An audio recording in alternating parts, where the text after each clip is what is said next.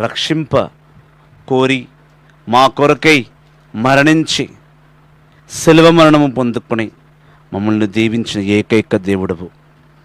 నిదార్థమైన సన్నిధిలో అంతులేని నీ ప్రేమ మధ్య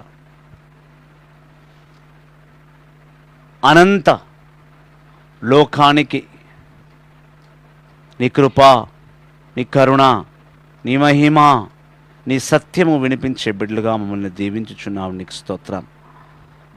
నీ మహిమార్థము, నీ గొప్ప ప్రేమార్థము,